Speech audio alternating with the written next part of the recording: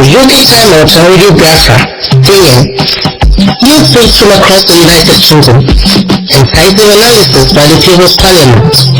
Our panel dissects the topics of the week and listeners interact. Also featuring great Biafran history, education, awareness, and enlightenment, plus entertainment galore. Tune in to the UK Time Out on Radio Biafra. Sundays from 7:30 p.m. Biafran time and British Summer Time. Set us for a fabulous week ahead with the UK Time Out on Radio Biafra. News, views, previews and reviews. Join us.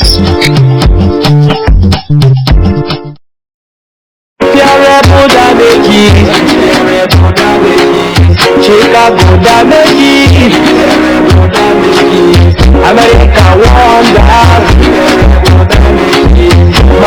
or woman, no. Nigeria stone, no. Oh yeah, grab it, oh yeah, run it. Inside Niger, everywhere now. Nigeria,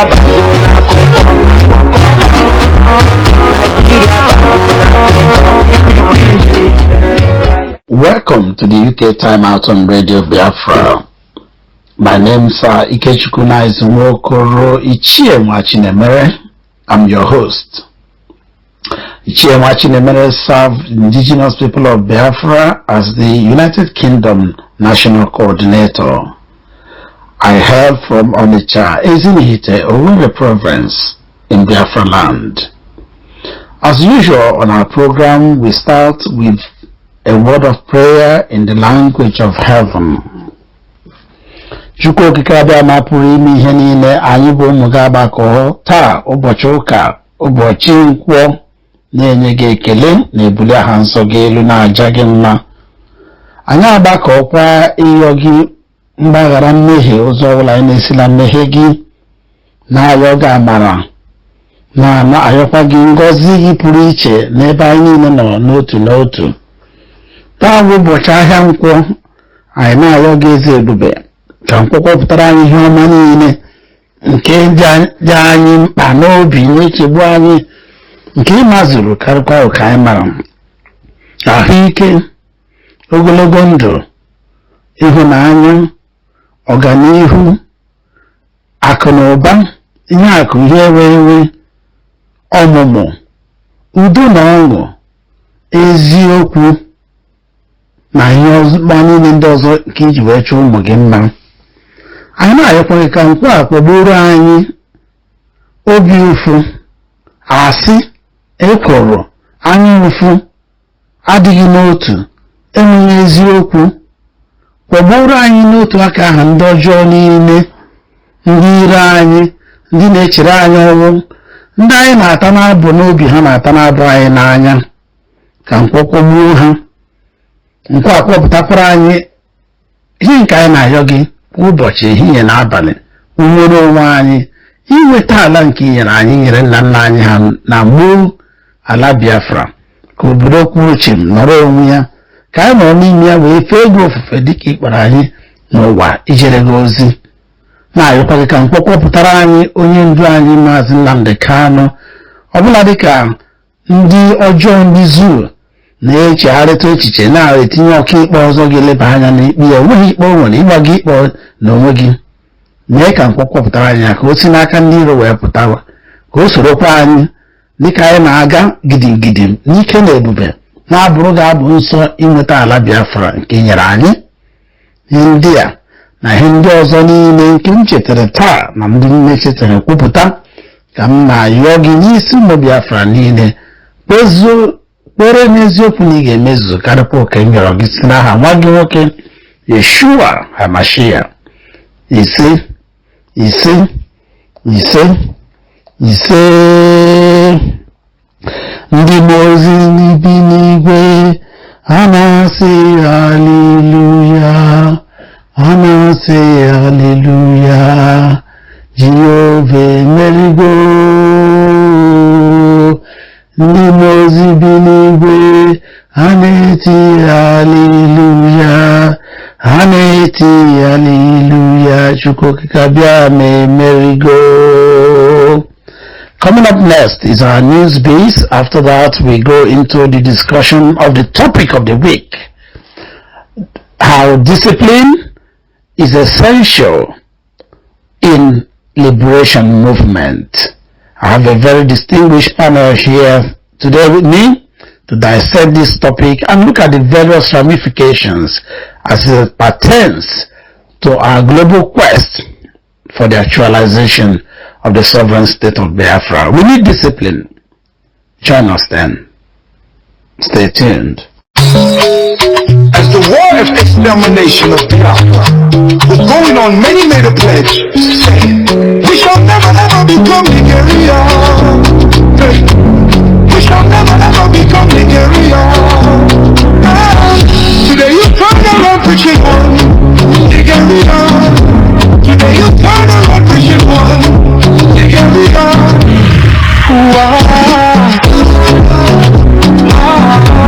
You betray your children, you betray your family, you betray your family, you betray your nation, you betray your own race.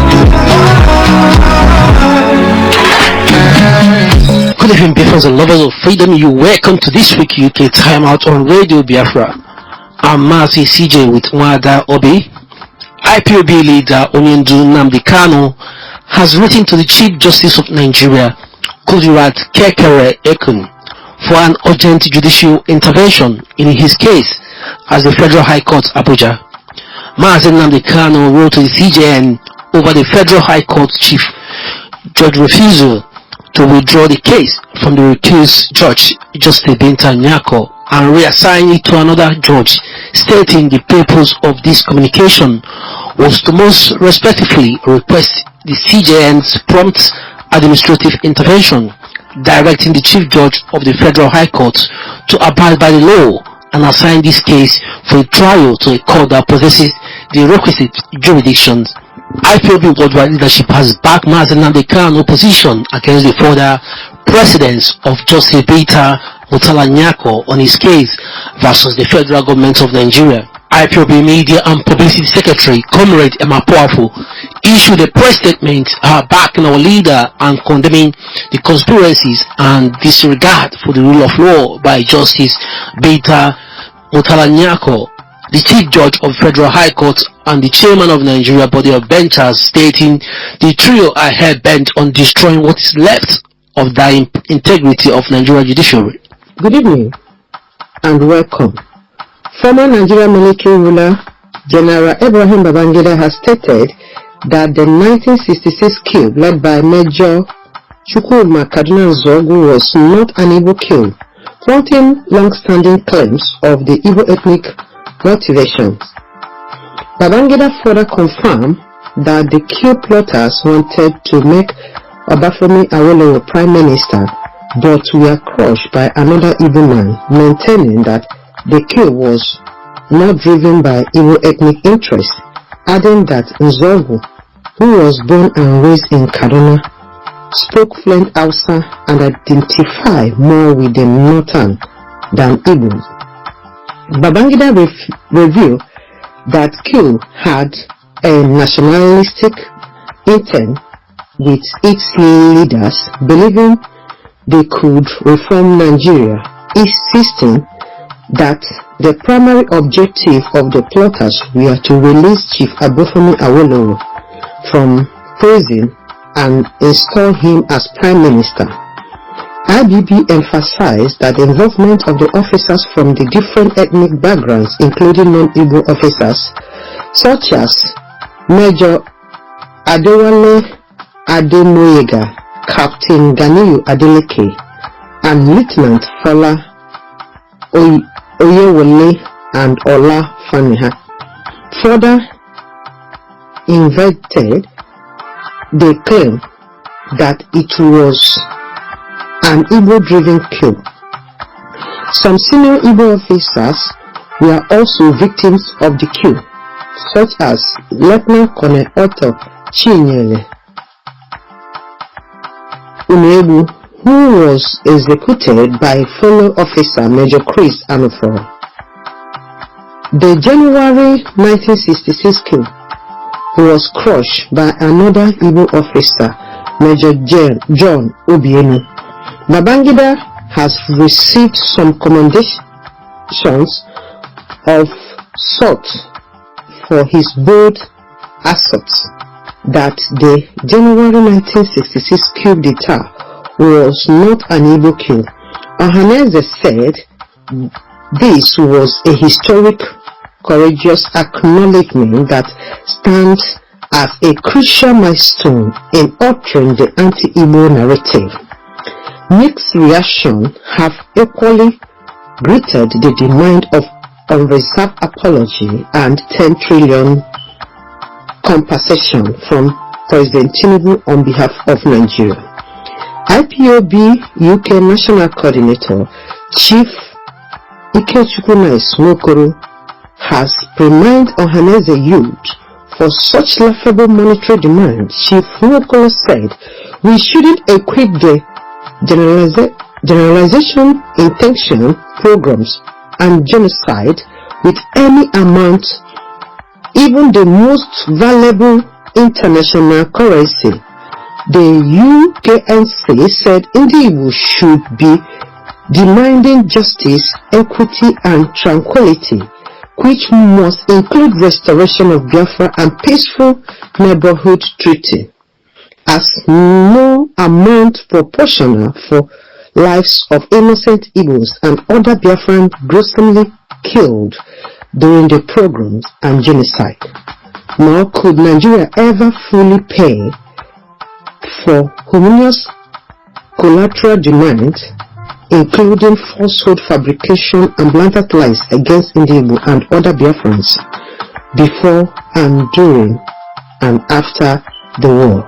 Babangida confirmed the unfulfilled promise of Gowon to secure the life of Igbos triggered the Nigeria Civil War. General Ibrahim Babangida has revealed that a commitment made to the Igbos by General Yakubu Gowon that their lives were safe in the northern Nigeria was unfulfilled, which led to the 1966 pogrom that saw hundreds of thousands of Igbos killed in different parts of northern Nigeria. These and other disclosures are contents of Babangida book, Journey in Service, launched recently.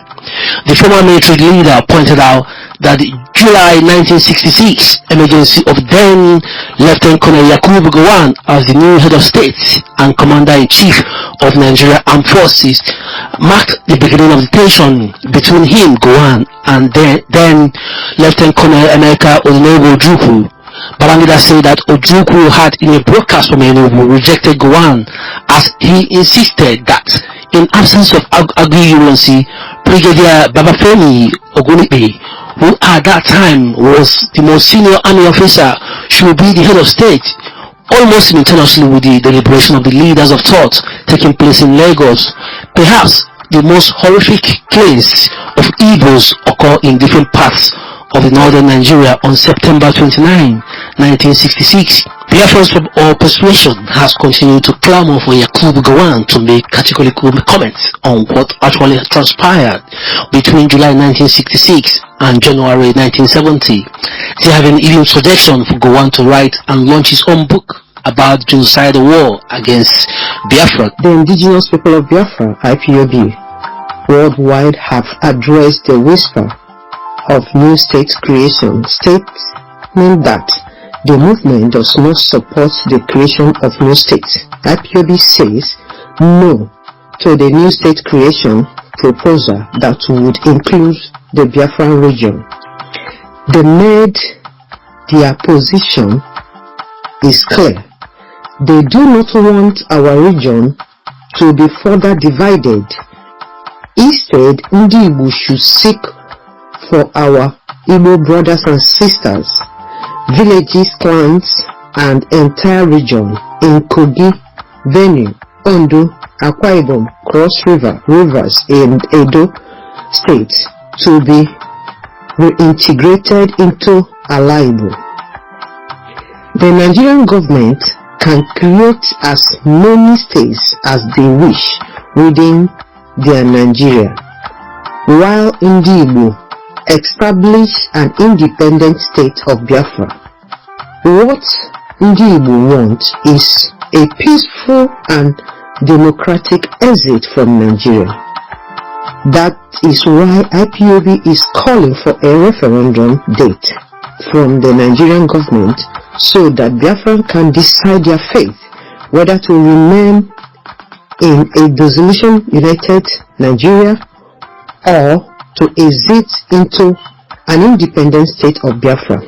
Meanwhile, the Igbo National Council, INSC, in collaboration with over 12 civil society organizations across the country, has called on the Ebonyi state government and the commissioner of police to drop all charges against the president of Ohaneze Youth Council, Comrade Ibayaka or Ibayaka, who was unlawfully arrested following allegation that he had accused the Ebonyi state government of ignoring a warning issued by the OIC about a potential terrorist attack on Amebu Nkalaha community in Iselu. Ibayaka has been in illegal detention since. Senator Victor Ume has strongly criticized the federal government for prioritizing the Kano-Niger Republic Rail project while overlooking the long-abandoned Eastern Rail Line connecting from Port Harcourt to Maiduguri, stating that the intentional neglect is unacceptable and argued the project continued abandonment hampers economic growth in the East.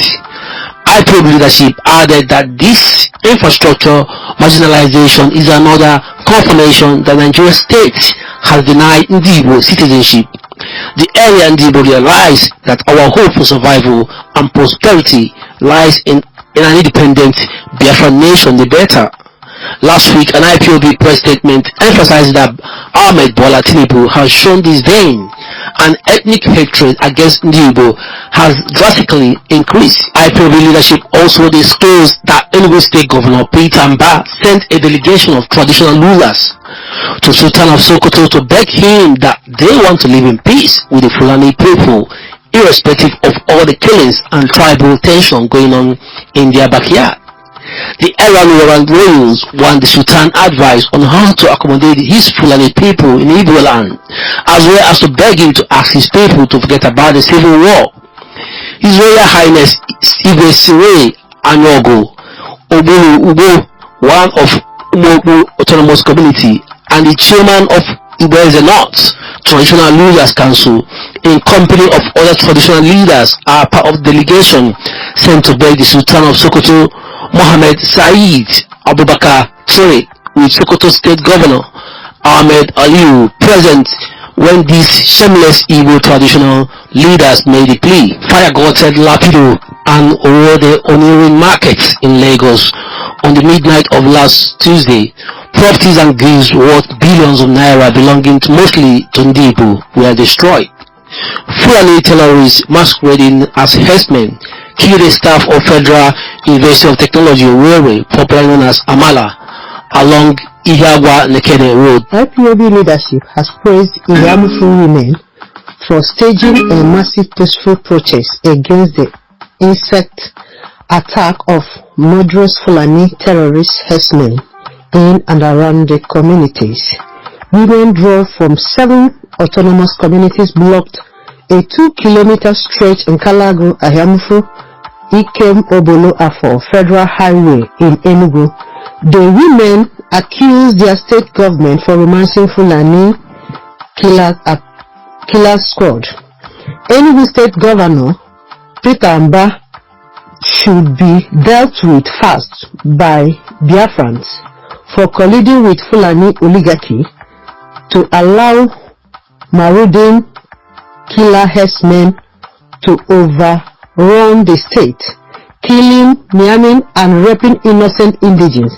This assertion was made by Senator Nnenadi Esther Usman, who stated that the Southeast have no governor, while also disclosing that the land-grabbing jihadists invading Igbo land have perfected plan to conquer Anambra, Imo and Abia after taking over Enugu. This revelation comes on the heels of Fulani nationalists hinting the Northern Elders Forum last week that they are ready to hit Igbo hard from all corners, having encircled them.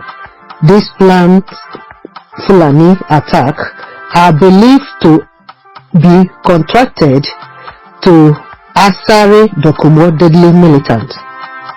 In another development, Senator Natasha Akpoti Udega, representing Kogi Central, has been suspended from the Zoo Senate for 6 months, following her damning allegations of sexual harassment, amongst other leveled against the Senate President Godwin Akpabio. Senator Natasha has described her suspension as injustice and an unfair attempt to silence her and the female folks from speaking up. It was International Women's Day yesterday. Big shout out to all virtuous women that make our world a better day. US President Donald Trump last Tuesday called on Congress to pass a bill permanently banning and criminalizing sex change on children. Trump said he wanted to forever debunk the lie that a child could be trapped in the wrong body, stating that across the country, unscriptural medical professionals were maimed and sterilizing a growing number of children under the radical and false claiming that adults can change the child's sex through a series of reversible medical interventions. Hence, Mr. Trump signed the executive order entitled Protecting Children from Criminal and Surgical Mutilation. Meanwhile, Trump chief aide and tech billionaire Elon Musk has urged American Congress and the people to reconsider withdrawing from NATO and the UN. Only this case has finally been reassigned to another judge as Beta Mutala Nyako stand recused. Mazi Nnamdi Kanu legal team last Friday informed that both the Chief Judge of the Federation and the Chief Judge of the Federal High Court have written to confirm this reassignment. The new judge to preside over Omadike's case is yet to be named. Binta Nyako had reportedly described Nnamdi Kanu as the most stubborn person she has come across all through her career, adding that Onyendu is highly intelligent and legally astute more than many legal professionals. Abia State Governor Alex Oti has banned cow importation from northern Nigeria. Cows from Fulani herders are said to be injected with harmful slow killer substances causing serious ill health. Oti urged Abians to breed and eat our native cows, ehibo, or rare fish, locally as healthier animal protein options. The Kano Hisba Board has arrested 25 residents for allegedly eating, drinking and selling food in public during fasting hours in this month of Ramadan. Meanwhile, a federal high court sitting in Kaduna has ordered the interim forfeiture of 1.37 billion already diverted from state government coffers into a private account under a Rufai government. The funds, which were already transferred into an account belonging to Ido Kaduna Mats JV Nigeria Limited, were part of the money allocated for a failed light rail project. The Sharia law enforcer also arrested some tricycle drivers for carrying both male and female in the same vehicle.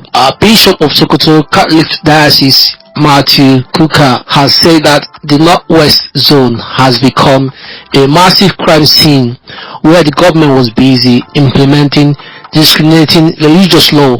Latest report says Nigeria's Supreme Court has confirmed death sentence on a farmer who allegedly resisted Fulani herdsmen for plundering and ravaging his farmland. Elsewhere in Ilorin, Kwara State, a Miyetti Allah chieftain was killed over the weekend.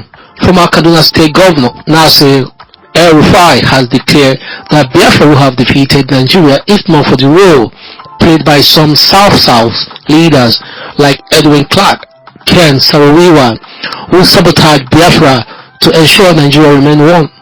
It will have recalled that Nigeria sold the false narrative to today's South-South or Niger Delta zone that indeed we wanted to recolonize the people of coastal Biafra land, a lie which was bought by many during the genocide. In other insecurity reports this past week, a suspected bandit attack took the lives of 2 children and several others kidnapped in Zamfara State. The bandits also abducted local government vice chairman and 3 others while they were traveling from Bukem to Gusau, the state capital. Elsewhere in Shemuri, Made, bandits kidnapped 6 women last Sunday in a similar mayhem suspected bandit attack in an area of Kuya, Mandoro community in Katsina State, killing 5 people. Several people were injured. Zoo Senate President Godwin Akpabio, representing Akwa Ibom, has been sued for defamation, sexual harassment, and intimidation by a Kogi State Senator Natasha Akpoti Udara, who went on national television to narrate graphic art, which have also gone viral on a social media, with many people demanding Akpabio's immediate resignation. On the foreign scene, the US has excluded the UK, Nigerian and all African countries from visa-free entry beginning next month. This was contained in the United States of America released list of eligible countries for East 2025 visa waiver program. 40 countries including Europe, Asian and selected Middle Eastern nations secure visa-free entry into United States, though British citizens remain eligible under specific conditions. Meanwhile, US President Donald Trump met with British Prime Minister Sir Keir Starmer this past week. Sir Starmer had earlier last Wednesday mockingly described Conservative Party leader King Badron as an unsolicited self-appointed defender of Western civilization. The United States President Trump equally met with Ukraine President Zelensky over the week, where Trump accused Zelensky of stirring up a third world war, warning him to disaster. That news beat this week.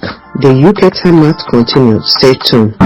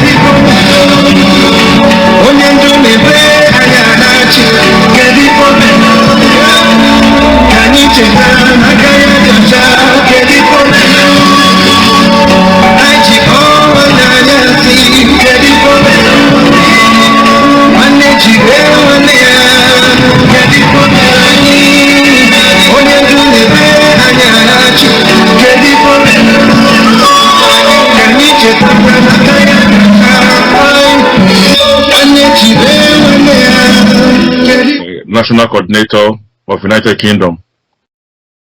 And I'm from Nnewi province of Biafra land. And I welcome you all to our discussion this night. As I'm welcoming you, I'm also praying for our leaders, members of DOS, and our leader Mazin Nandi Okuchukanu, that God will continue to guide them and give them courage and direction, and also give them the know-how to pilot this our struggle to achieve our ultimate goal of restoring Biafra as a sovereign nation. I welcome you all again. Dalonu Umushineke. And they will welcome Machineke. And speed up north. Mazi, unmute and introduce yourself. Mazi Wajagu, please unmute and introduce yourself. Mazi, you are on mute now, but we can't hear anything. If you're using any headphones or any other device attached to your the device you're connected to Skype, you might want to disconnect that and try directly. No, I don't have any other gadget. We're not hearing you at all. Yeah. Are you hearing me now? Yes, loud and clear. How are you, Machineke? All right. Thank you very much. Good evening, Biafrans, lovers of freedom. Good evening, the leadership, and all members of IPOB worldwide. My name's Mike Wajagu.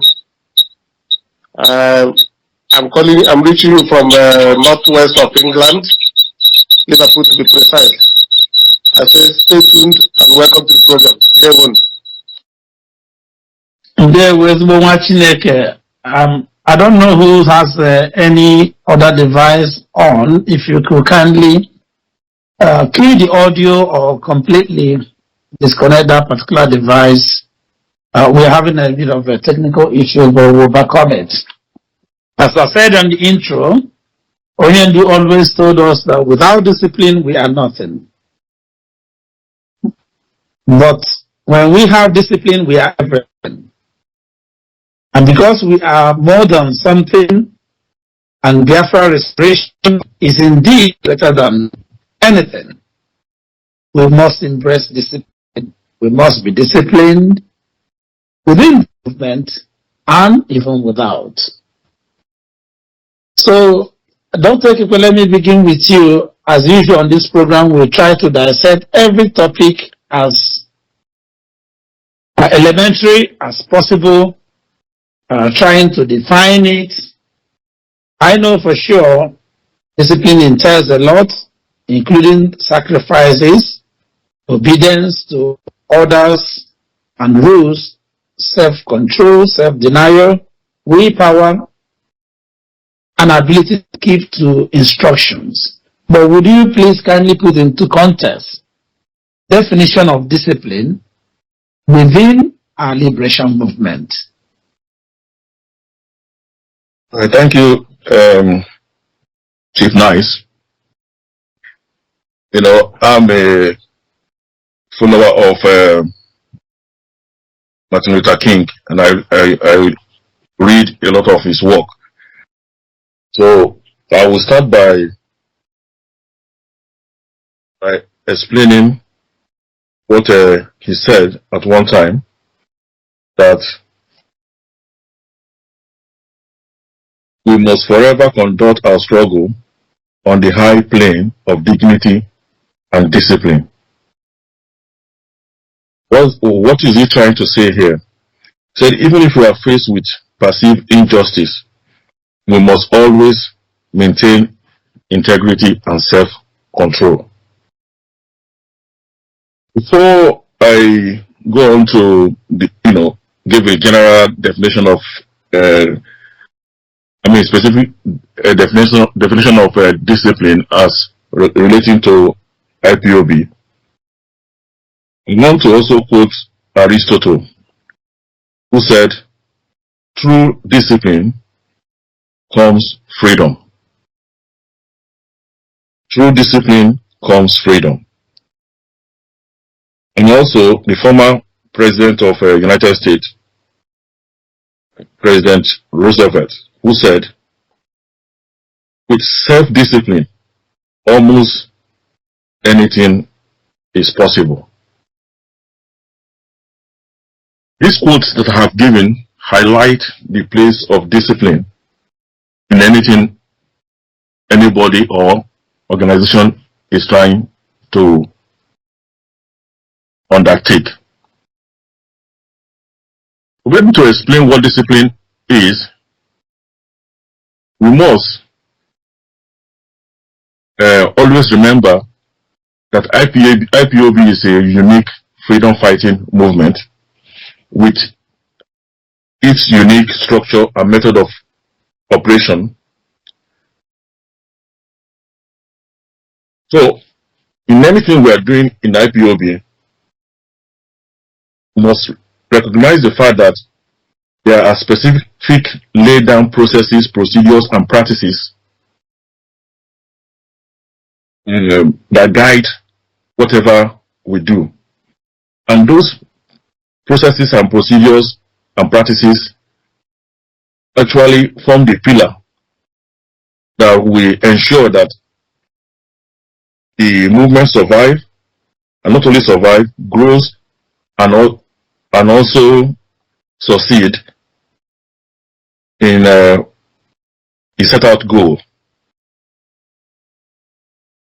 The survival of IPOB, the growth of IPOB, and the success of IPOB is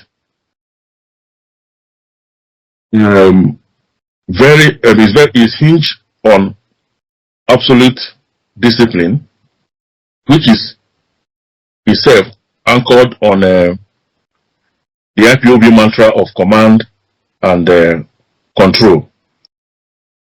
In essence, IPOB can never allow any, or can never afford to allow any grain or iota of indiscipline to creep into the movement.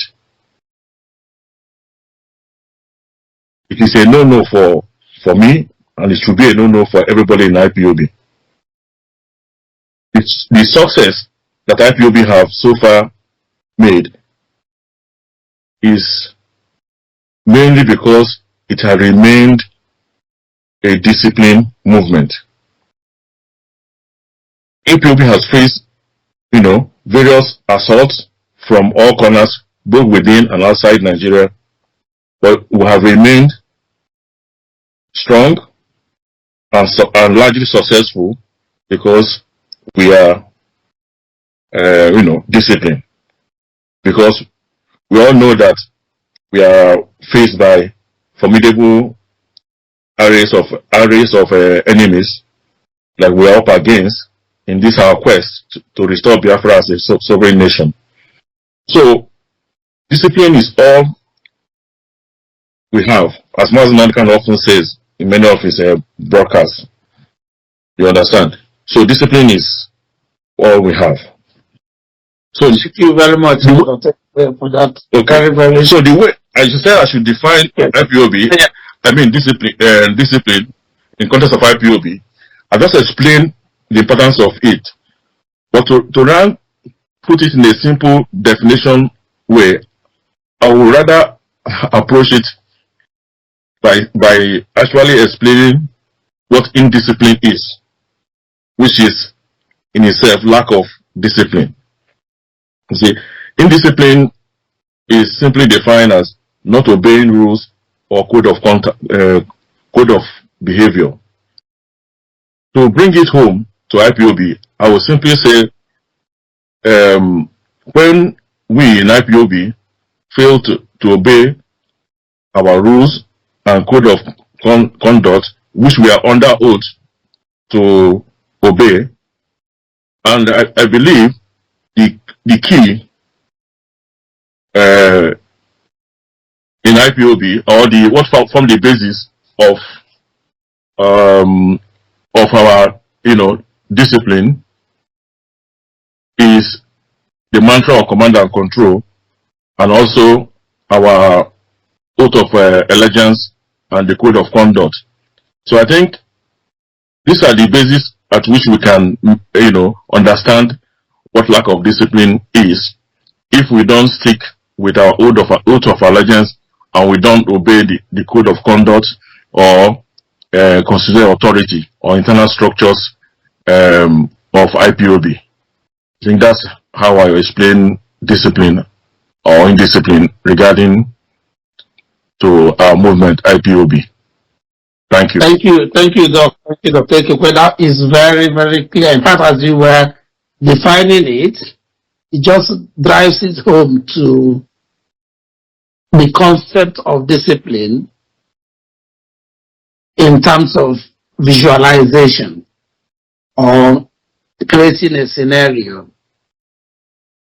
Growing up, we all got used to the word discipline or the opposite in discipline from primary school. I think if you remember your primary school teacher, the first thing that comes to your mind or word that always flashes or flashes up straight away would be discipline or indiscipline, the opposite of it. It's constantly in use at that very early stage of upbringing, training, education. And usually, the concept of discipline usually connotes a kind of relationship between authorities, often represented by the teachers, and the students, or those who are supposed to obey or follow the instructions of the authorities. So Dr. Ekekwe's definition just brought that home. And not just the relationship, but also the interaction between those two and any other stakeholder or a party within the mix of the environment. So, Maazị Nwajag, I want to come down to you. Having gotten that very clear-cut definition of discipline from Dr. Ekekwe, and my own little visualization or sort of, creating a scenario from the very beginning, from the cradle of discipline. I want to ask you, basically, is discipline something somebody can acquire, or is it something you require and then you get yourself trained into it? And in answering that question, depending on your own purview, give us a little tip into the relationship between discipline and freedom. Thank you very much. I think you cannot have freedom movement like IPOB without discipline. So they work hand in hand. And working hand in hand, we have the structure, which is the DOS and the leadership, our leader himself. We have regional coordinators, we have national coordinators, we have coordinators. So all these things goes with discipline. Without discipline, none of this ones would function. And for freedom to work, you must have discipline. And that's why we have what is called Code of Conduct. So when you go through the Code of Conduct, you will see what it is detailed with. If you don't follow those things, then the freedom you are looking for, you will not get it. Because there is no army that doesn't have Code of Conduct. And without Code of Conduct and discipline, the army can never achieve anything. So I think I will put it this way, that freedom fighting and discipline are intertwined. They can't do without each other. So this our movement is moving the way it's moving successfully, irrespective of what the enemies have thrown to us, is because we are disciplined. It is because of discipline that somebody will be hungry and he went somewhere, they give him food and said, come and eat food. He said no, because he had been trained in that department to refuse food even when he is hungry, in order to have his dignity. So freedom and discipline works hand in hand. They will. Yeah, really battling with technical issues. Are you still there, Mazen? Mazen Wajago, unmute yourself here. Mazen Wajago, are you still there? Yes, I'm there. Chief Nice. Okay. Chief Nice. Mazen Wajago just finished speaking now. Oh, yes, I think he went off. Okay, are you okay? I'll come back to you, Mazen. Thank you for that. I was asking you maybe if you go back a little bit to it, but from your answer, I think it's clear that you are saying categorically, and I'm inclined to align with you, that discipline is something you acquire, something you learn, or something you are coached to, something you are trained to adopt. In other words, you are not just born with discipline. And I think that's also, Dr. Ikpe, you may jump in there, relates to bringing up your child. You know, we use the word disciplinarian to connote teachers, parents, coaches, leaders, managers, those who are in position of authority, who are able to give out information, instruction and training and guidance to how you should conduct yourself, behave, and how to follow rules, regulations, policies, procedures, ethics, and other norms that are set aside for the individual. And these things are not in any way dissimilar to what is obtainable in a freedom fighting movement like ours in IPOB. So from that foundation we have laid now, because I would love our listeners to really be part of tonight's discussion, because it's about us now. Why is it, Dr. Ikpe, let me come back to you before I go back to Wajago. How does a freedom fighting movement like IPOB instill discipline? In other words, train members, family members to become truly disciplined? Okay. Yeah. Thank you, Chief Nice, once again. You see, as I said in my opening statement, just to support what Wadago said, that discipline is through discipline that freedom will come. And the key thing about IPOB, what are we fighting for? The key thing we are fighting for is, we are a freedom fighting movement trying to extricate our people from, political, economical, and social, cultural, colonial subjugation, which is still holding our people down. This is really a strong fight we are trying to fight. And as a freedom fighting movement, for us to succeed in extricating our people from the long overdue effect and consequence of slavery and imperialism, absolute discipline is key. So that brings me to what the specific question you asked now. How do we instill discipline in our organization? You see, first and foremost is, I always want to start with individuals, because it's individuals that make up a movement. So, individuals that are in IPOB have a responsibility to themselves and to the movement to imbibe the spirit of discipline. And that's what I will call self-discipline. When you approach a movement, you come in, especially IPOB, when you come in, nobody forces you into the movement. You come in and you take the oath voluntarily. Nobody forces it on you. And if you go to our oath, you see the starting statement mean I voluntarily, solemnly, voluntarily say this, that you'll be loyal to the leadership and to Mazin and So, if you are engaging in anything, you have to know that you have to abide by the rules of any organization you are in, which is very, very important. We all work with different kind of organization. I know in my workplace, I know the rules and how to follow the rules.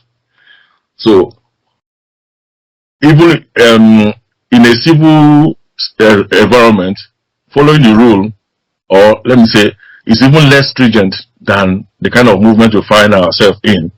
If freedom fighting movement that is where the rules have to be obeyed strictly, where command and control mantra of IPOB needs to be stick with it, and also the code of conduct which you have should also be followed strictly.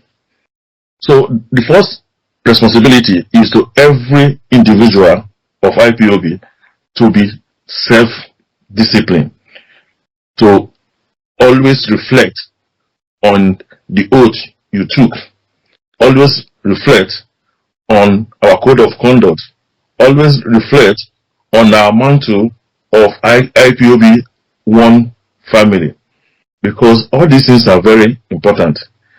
So the individual needs to familiarize themselves with the internal workings of IPOB, the structures, the hierarchy of things, how things work. That is the responsibility of individuals. So that is one of the things an individual needs to do. So you have to do that first to be able to instill discipline in yourself. And also,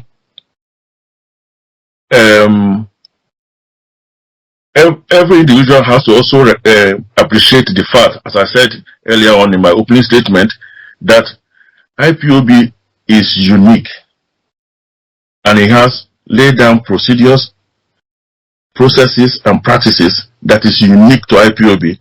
So you have to follow those. We have to appreciate those. That uniqueness of IPOB, and make sure you fall in line. So the first thing is self-discipline. The next thing is leadership. Leadership is also very important in making sure that those responsible for piloting the affairs of this movement at any level gives effective leadership and ensure that there is proper functioning of all those internal structures that make IPOB what it is.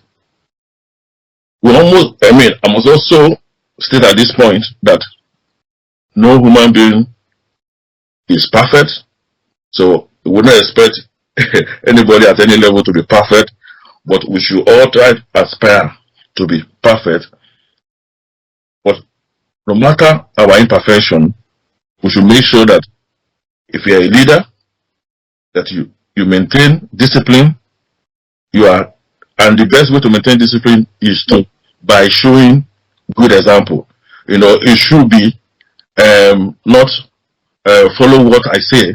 It should actually be by showing good example to the people you are leading. So lead by example. Show people the way. If you want people to lead this way, you want people to be disciplined, you as a leader also must be disciplined. So that is also very important. Another way we can effectively, ensure discipline in a movement or IPOB specifically is continual education and training of members and also leaders. Because you see, our movement or IPOB movement as a freedom fighting movement is adaptive. Let me put it that way. You have to adapting to changes, and the movement will naturally go through different phases, which if you look at IPOB, we have gone through that various phase. And for us to maintain discipline, we need to appreciate that things are changing. We're in a different time, and we need to train members to understand that things are changing, and this is where we are, and this is the new skill we need to impart on our people. And those are the things that can make, because if people that joined the movement many years ago are still stuck in the past without adapting to the new things that are happening, it will breed friction, which can, encourage or foster indiscipline if care is not taken. So the onus is on leadership to make sure that there's continuous training of members, because those members that will eventually become leaders at a certain level in the movement. Ordinary member will eventually become the zonal coordinator or even regional coordinator or national coordinator. So if they are not properly trained and let them understand the foundation of IPOB, the letter of our oath, the letter of our code of conduct, and also let them understand when things are changing, how things are changing, and give them more training to make them adapt to those changes. Those are the ways I think discipline can be maintained in a movement. In summary, what I'm saying is that, one, members need to be self-disciplined. That is essential. Leaders need to show discipline and effective leadership. And thirdly, continuing education and training of members and retraining of members. Thank you. Thank you very much, Dr. Ekekwe. Because discipline is so important in life generally, and in liberation movement in particular, is even more vital to be disciplined or to embrace discipline. The role of discipline in life generally is all we've been discussing here, is about efficiency, is about productivity, is about organization, is about orderliness, focus, and involves, or rather it invokes loyalty, honesty, dignity, integrity, diligence, even intelligence, because as Dr. Ekekwe said, it will be very difficult to be self-disciplined if you lack the intelligence in terms of not just academic intelligence, is about emotional intelligence more, social intelligence, and other forms or types of intelligence that one should possess, either through training or intuition. Some of them come naturally to you, but you have to harness them all together to be disciplined. The truth is that it's not easy to be disciplined. And as Dr. Ekekwe said, nobody is an epitome of perfection, such that at every point in time, you are 100% on it. Sometimes you lose it, but if you are disciplined, the margin of error will be always very, very small or infinitesimal. It will always be very, very insignificant to the point that it's almost negligible. And that makes someone truly disciplined. It doesn't come overnight. It's by continuous improvement, continuous training, retraining yourself, learning also from experience. You have to take some risk at times. And they say experience is the best teacher. So sometimes you have to really be in it to win it. You have to dip your feet into the ocean to know exactly the depth And with that comes the discipline so that you know next time how to go about things and approach things in a better way. We will never stop learning. It's like education. You never stop educating your mind until you are dead, really. Because if you think it's the end, then you are almost dead. Mazi Jago, I will ask you this question in this form now. We talked about the pillars of the structure, or rather the vital structures of a liberation movement. In our case, the pillars of IPOB. Would you kindly explain a little bit these pillars of IPOB, how they help to maintain discipline within the movement? Mazi, is your audio really coming out through? Unmute yourself, please. Yeah. Can you hear me now? Okay. I said it is self-explained. The pillars of IPOB is from the leadership. We have DOS. That is one. You have Eastern Security Network. That is two. You have national coordinators. You have European rep, continental reps. All these people forms the body that moves this very strong forward. Without which nothing will work. Now, for example, being a regional coordinator, if I am not disciplined enough, I cannot expect anybody to be disciplined or anybody to listen to me. So I have to first and foremost discipline myself to be able to encourage other people to be disciplined, or I expect them to be disciplined too.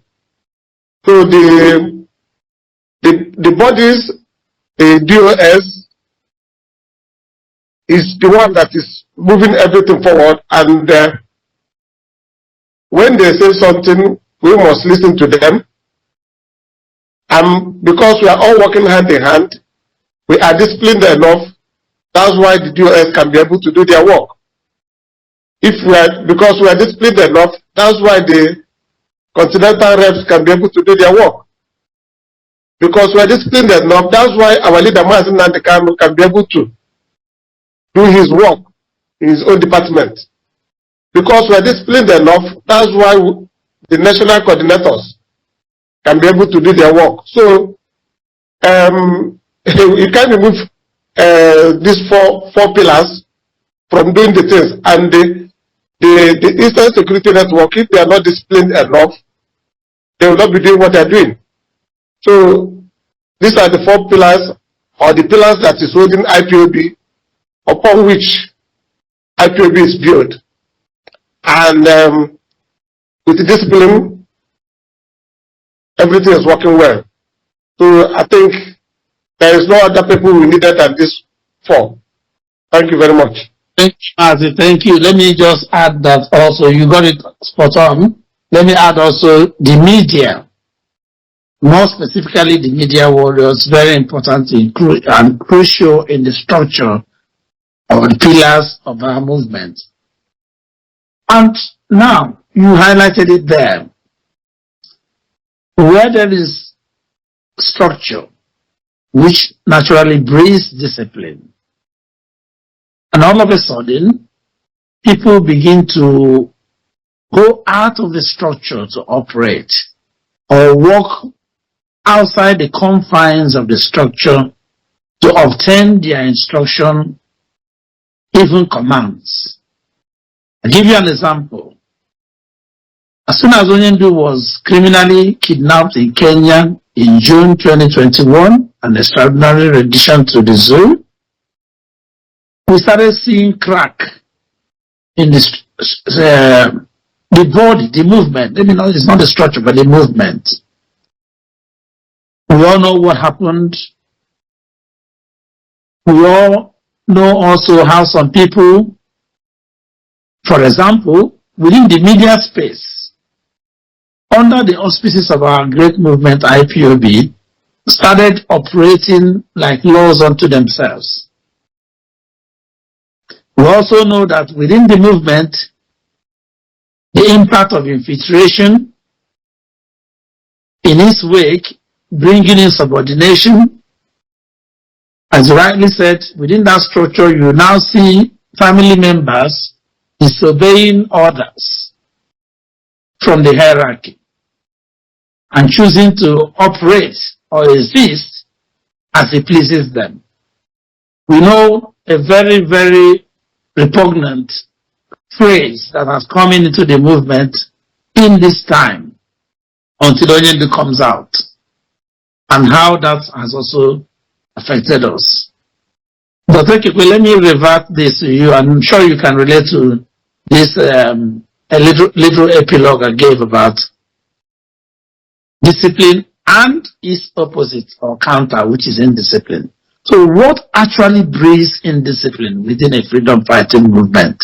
That's where I'm driving at.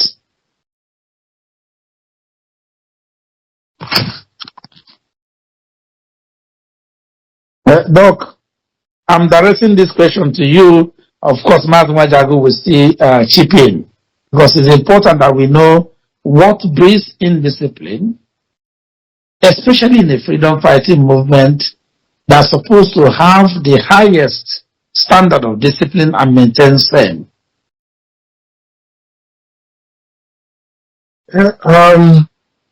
See, there are many things that can breed indiscipline in any organization, more so in IPOB.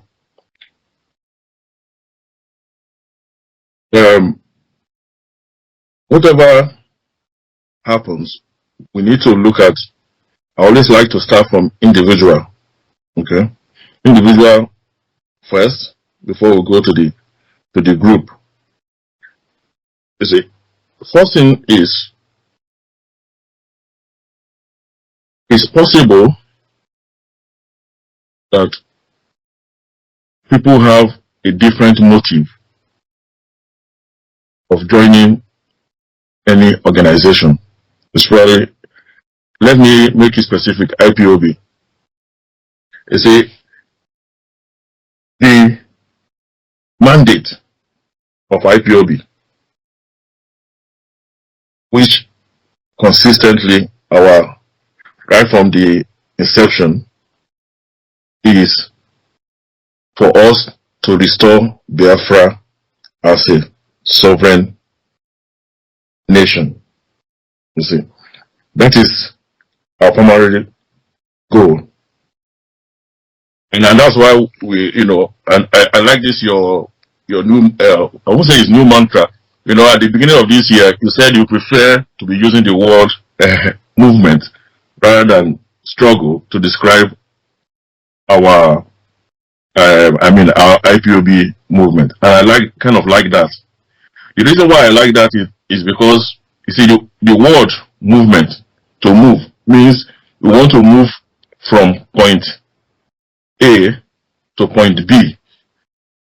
IPOB, as a freedom fighter, want to move Biafrans or Africans generally from the effect of slavery, colonialism, imperial subjugation, which is point A, to point B, which is true freedom from the consequence or the effect of all this slavery and colonial and imperial subjugation.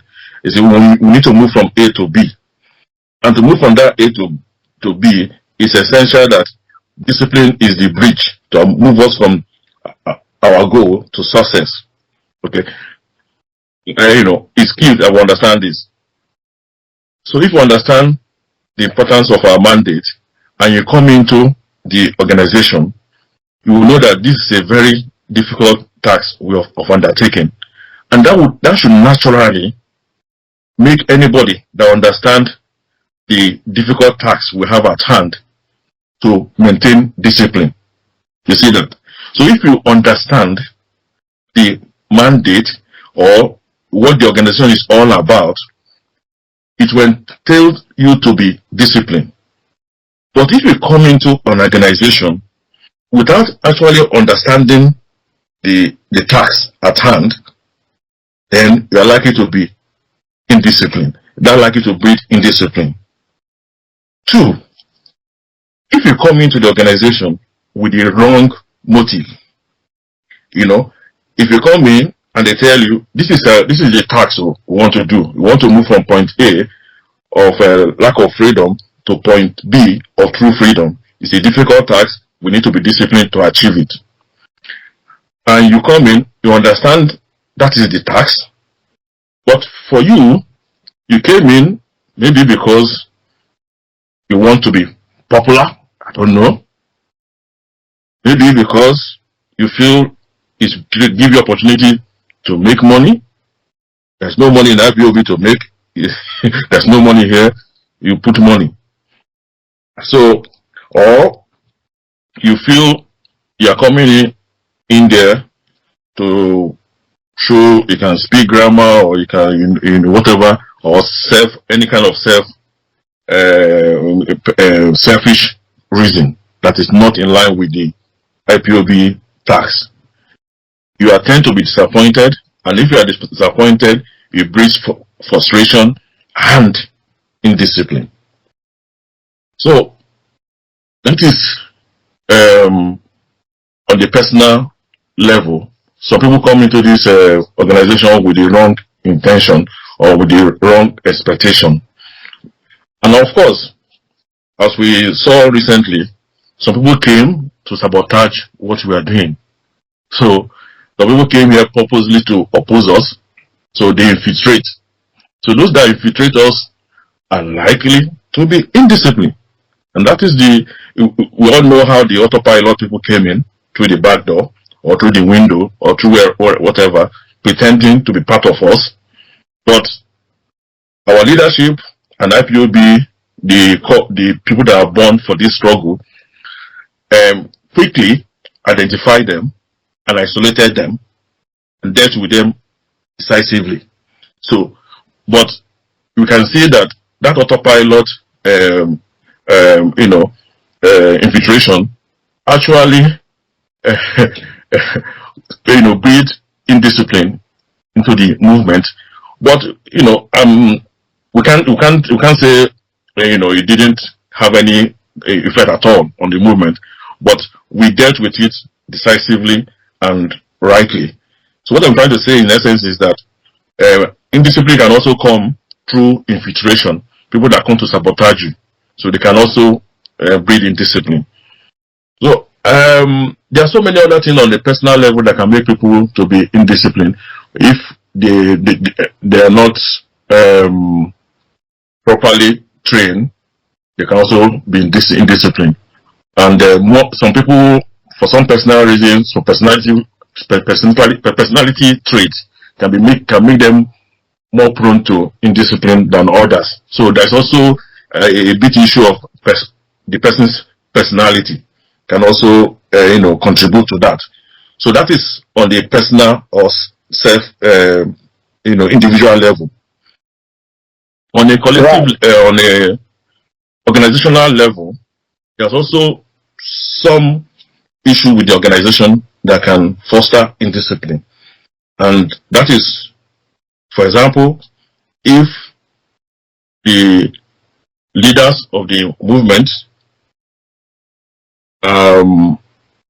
are not disciplined, the good thing, and that is why IPOB continue to succeed, because the top leadership, because I heard Maazwan mentioning the DOS.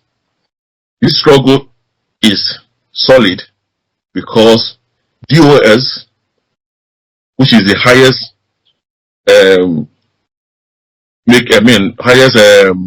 leadership level of this organization, is being disciplined, completely disciplined. And that is why one of the mantras that I think came up during that at the height of the autopilot issue, that the doors are wise.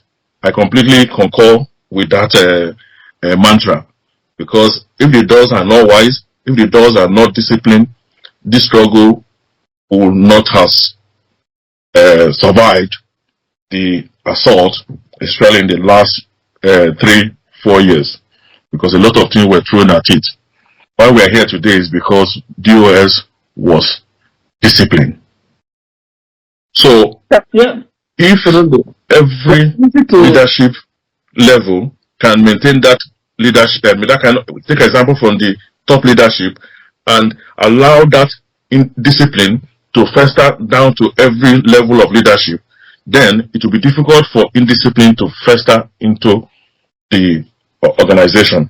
So, in essence, effective leadership and discipline from leaders will also prevent indiscipline. Thank you. Sure, thank you. It's top quality to have the ability to behave and work in a certain controlled manner or way. And if you haven't got the tendency to obey rules and regulation orders or work within standards, in other words, if you haven't got integrity, you cannot be disciplined. It's as simple as that. And relating that to insubordination and infiltration, clearly instigators of infiltration and insubordinations cannot be disciplined. Criminals cannot be disciplined. Criminals are not freedom fighters. And therefore, they lack the ability to maintain the required standards, which of course is discipline, when orders or instructions are given. I give you home is a disobedience. Very potent one for that matter. But it requires a lot of discipline to execute it, or rather initiate it, execute it, and maintain it. Which criminals, infiltrators, instigators do not have. And because they lack it, even when you give them the most civilized form of sit at home or any other protest, they will mess it up. They will turn it into chaos. They will turn it into criminality. And that was exactly what we experienced in the hands of the criminal autopilots that you alluded to, Dr. Ekepe. So that is a practical way of simulating indiscipline within a liberation movement. We've seen it, and I hope we've learned from it, we'll grow from it. Some of the consequences or the after effects of such is you now see people who are within the movement who would have been ordinarily disciplined become indisciplined because they think, oh, if A can do it and get away with it, why not I be? And vice versa. Before I come to you, let me quickly inform our listeners that our one line today is now open. You can join this interesting discussion on the topic of discipline in liberation movement. The lines to call, if you are calling from the UK as usual, best advice to call direct on 0744 818 3132. I take the number again, 0744 8183132. And ranging us from outside of the United Kingdom, please put the country code and the numbers will be +44 741 83132. On WhatsApp only, or rather for in your best interest. If you're calling from outside the UK, please call +44 744 818 3132 to join this discussion. We'll be more than happy to get your own perception on discipline in liberation movement How do you think that indiscipline, especially since the criminal kidnapping of Onyendumazen Nandekano and his unlawful incarceration, has affected our great movement, and how can that be reversed? So, Mazen Wajagu, let's move it a little bit forward now, because we're a movement, and look at how command and control helped IPOB from the very start to instill and maintain discipline. And is that still prevalent today? Is that still what is happening? When the DOS issue an order, do you see that it is being carried out to the fullest? Do you perceive the discipline to follow the orders and instructions given? It could be a very simple example like, oh, change your DP to a certain design to reflect the mood of the times or occasion that we find ourselves. How has that discipline from the beginning been maintained at this point we are?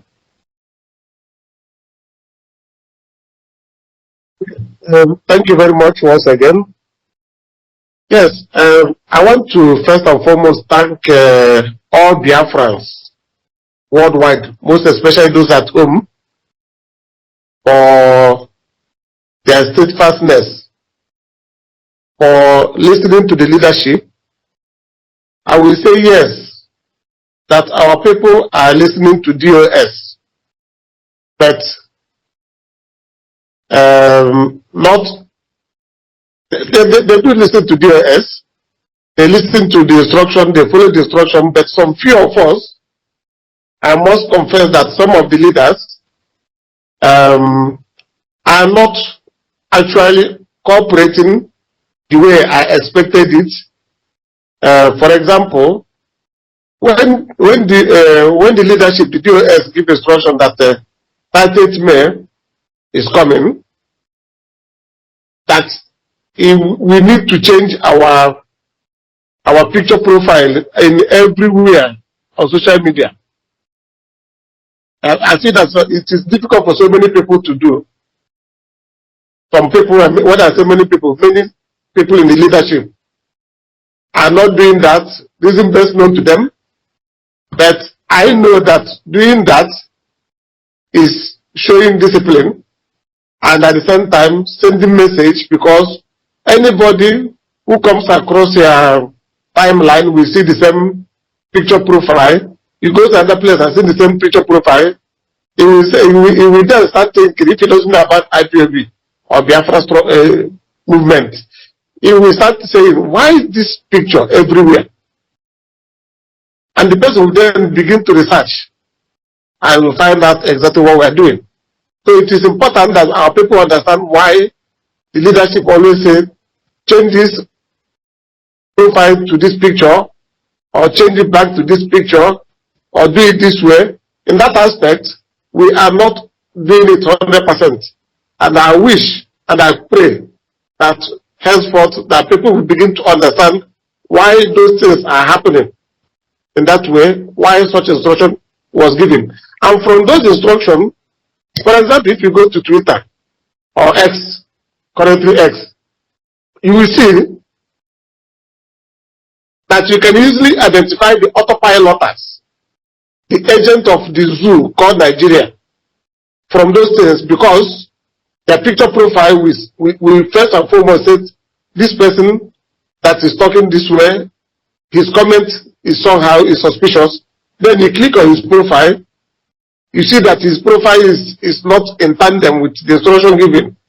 And then you scroll further, you then find out that it is an autopilot idiot or an agent of the darkness called Zoo, Nigeria. So that very instruction is a big way to identify so many enemies around us, and at the same time also to showcase who we are, advertise our movement. So it's important that people do it. That is the area we say that we are not doing well. But in other way, whereby will have started May, and the DOS give instruction that Biafra land will be locked down. People in diaspora should go to their various place of gathering for 30th May to honor our victims and our heroes. We are doing well in that area. So if you don't change those profile pictures, it is a way to showcase that you are somehow indisciplined. You pick and choose which one should I obey and which one should I not obey. There is no reason for a leader in this struggle not to be showing example 360 degree. So we have people, when you are, for example, you are national coordinator. When we change your profile, if I go to your own and you don't do it, that means I will ask myself, why should this man ask us to do this, but he never do it? So it's important. That is the starting of indiscipline and discipline. So if you are not changing it, means you are picking where to be indisciplined and where not to be indisciplined. So it doesn't work like that. It's like in a place of work where we work. If they tell you that you start work by 8 o'clock, you have to discipline yourself to be there 7:45. Change your clothes, get ready by 5 minutes to 8. You're already in the assembly point. You start your work. It is discipline that will make you to get up early and do things. It is discipline that will make us to get up from our house and go and look for something to do to be able to take care of your family. It is discipline that makes many of us to join this movement and still remain after all this turbulence of infiltration and autopilot to madness and all these zoo agents. It is discipline that makes those of us that are still remaining to continue to remain. I remember when I was just a Liverpool coordinator, my former regional coordinator came to my zone without informing me. Normally, he shouldn't come there without my permission. But he came in there, I allowed him, but because he is indisciplined, he tried to disorganize what we are doing that day. What did I do? I said, okay, through the code of conduct, it says that you should first and foremost obey your senior, and then do what he asks you to do and come back and report. Our leader also make it always possible on air. Obey the instruction given to you by your senior, and you can report back against the person. So I did that, and that's my former superior leader then is nowhere to be found anymore. He has gone and messed up everywhere. That is how so many people followed him sheepishly. End of the day, they are regretting. So it is discipline that will make our movement to be where we want it to be, and it is discipline that made our leader to continue to remember that he is under oath. And it is also discipline that made many of us who joined the struggle took oath and continue to remain steadfast. Those who have gone against the oath, many of them have gone beyond 6 feet. Because the oath is powerful. You are taking oath with the blood of your brothers and sisters, mothers, fathers, sons, uncles, friends, and lovers of freedom who paid with their blood for you all to be alive today. And it is also discipline that when DOS, the leadership, give instruction that ESN should do this, ESN should go here, ESN should this place, they all carried it out. So it is very important. And the people are listening to our leadership and obeying the instructions as expected. Thank you very much. Thank you, Machineke. I'm going to come back to you. Yes, you did excellently well to expand that horizon of discipline, but I wanted to get a feel of what it was like when Oyendu was out and about with us, and now that he has been in illegal incarceration for going nearly 4 years. I just want you to gather your thoughts to measure, if you like, use a discipline meter. I'll just invent that tonight. Whatever equipment or device you can use to measure discipline. Then, because you have been a very long-standing IPOB principal officer, measure from them and the last 3.5 to 4 years. We know for certain that the keys, or rather discipline is the key that unlocks goals and successes. Whatever you want to achieve without discipline, really, it's going to be very, very difficult. I know in indisciplined societies or environments like the zoo, anything goes and anything can happen. But in the actual sense of the order of life, even from the time of creation, for those of us who have faith or believe the word of God, it's all about set order. It's all about standards. It's all about goals, which must be obeyed. It's not a question of choice. It must be obeyed. And that's all about discipline. It involves dedication, determination, desire, duty, diligence, dignity, to be able to instill that in anybody and to maintain it. Though he also at times explains to you the consequences of your choices and the consistency and the compassion with which perhaps you make your move or execute your choices. It's all down to discipline. My thing, maybe Dr. Ekpo will come in before I come back to you, Maziwajago, is, say, go back 8 years ago within the movement. How do you see the level of discipline then and the level of discipline that we have presently? Because in my own estimation, since Onyendu has been criminally incarcerated, this movement has witnessed perhaps worst level of indiscipline. This is not by accident, it's by, because that is what the enemy programmed and spent a lot of huge resources to see that they achieve, which so to kill the whole thing about the restoration. They felt woefully, they continue to tell. We cannot pretend that we are not having bruises or injuries from their well-calculated orchestration, infiltration into the movement. So tonight, for me, the essence of this topic is to dissect it so that we learn from it and ensure that it doesn't happen again to the movement in the future. And as you already pointed out, Maziwajago, discipline is across the board.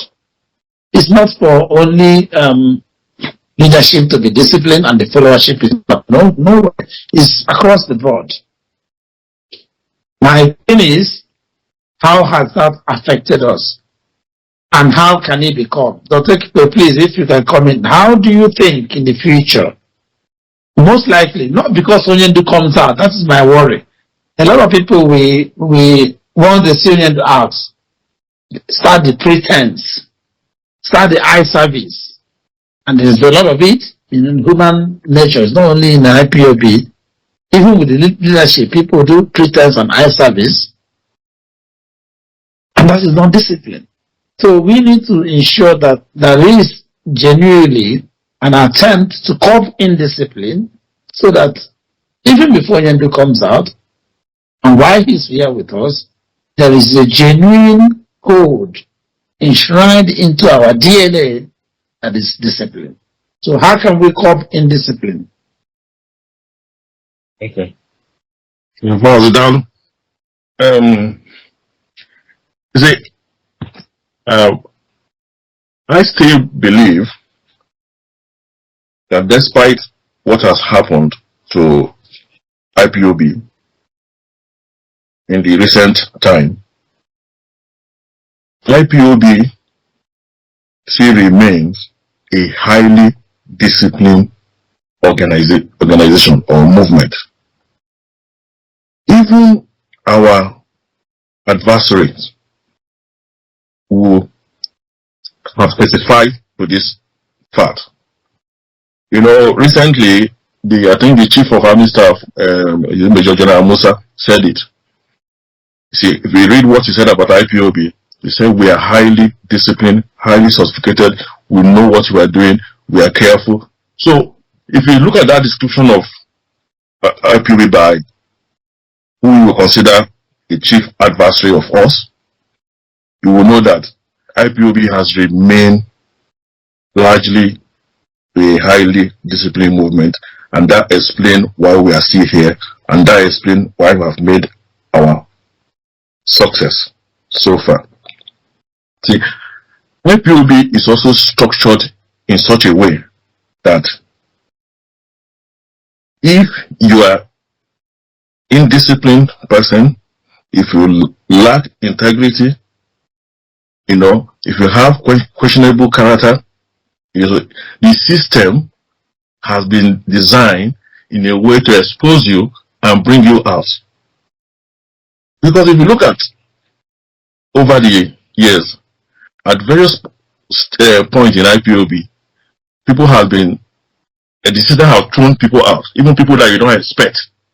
People that are even high-ranking people in the organization, even some core members of DOS, even the second man in this organization, the system has even thrown him out.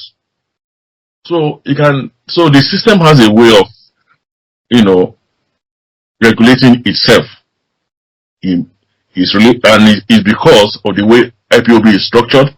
It's because of the oath of allegiance we take. All these are contributing factors to make sure that the system brings out people that lack integrity and people that cannot sustain, that cannot function in IPOB. Because our mantra, as you know, is that we're whiter than white, we're whiter than snow. You know? So IPOB still remain highly disciplined. And you also remember that before Onyedu was kidnapped in Kenya, in one of his broadcasts before that incident, he actually said that a few weeks from then it's going to be critical, as if he know what was going to happen. I don't know whether he knows or not, but he's also said that what is going to happen will separate the chaff from the wheat. That means there's going to be a kind of sanitization of the members, and that is what essentially happened with the autopilot infiltration that brought in indiscipline, which actually helped us to sanitize the system at the end of the day. So the wheat were separated from the chaff. The chaff fell outside, and we know who is who. So in a way, it's not all negative for us. It's also positive, because the system has brought out the real people, and those real people are probably the people we need to go into the next phase of our struggle. Because I believe our struggle is, phase by phase. Some people will be functional at this phase and might not be able to go further. And those who will fall out, the system will weed them out. And then the people that will go into the next system will come in.